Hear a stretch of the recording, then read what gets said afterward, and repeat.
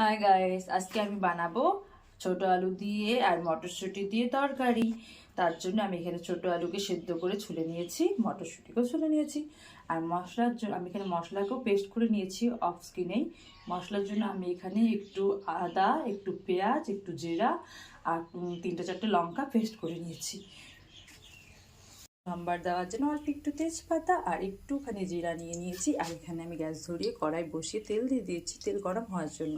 তেলটা গরম হলে আমি সম্বার দিয়ে দেবো, দিয়ে আলুগুলো দিয়ে দেবো, দিয়ে আলুগুলো আমি এখানে সম্বারের তেজপাতা আর জিরা দিয়ে দিয়েছি। এগুলো গরম হয়ে আসছে, আমি তারপরে দিয়ে দেবো আলুগুলো।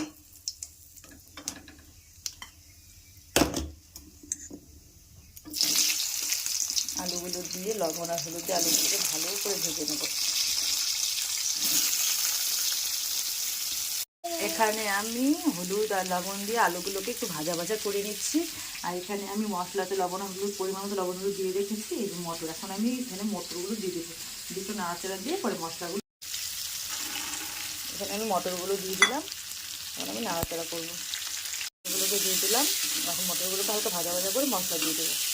এখানে মশলাও দিয়ে দিয়েছি, এখন এটাকে ভালো করে মিশিয়ে নেব। আর একটু ভাজা ভাজা করে মশলাগুলোকে কষতে দেবো। দেখো কষা হয়ে গেলে এর মধ্যে জল দিয়ে দেবো।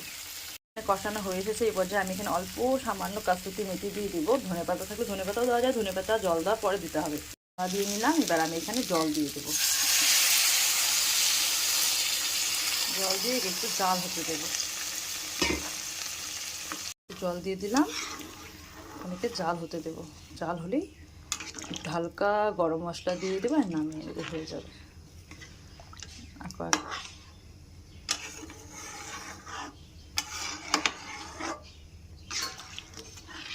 আমার তরকারি তৈরি হয়ে গেছে। আমি একটু ঝোল ঝোল রাখবো, কারণ আমি আলু মটরের ঝোল তরকারি বানিয়েছি, তাই দেখতেই পাচ্ছ গোবর এসে যাচ্ছে আর ভালোভাবে হয়েও গেছে। আমি এখন এটাকে নামিয়ে নেব। আমার ভিডিওটা যদি আপনাদের ভালো লাগে তাহলে প্লিজ লাইক অ্যান্ড সাবস্ক্রাইব করবেন। আর এতক্ষণ আমার ভিডিওটা দেখার জন্য থ্যাংক ইউ সো মাচ।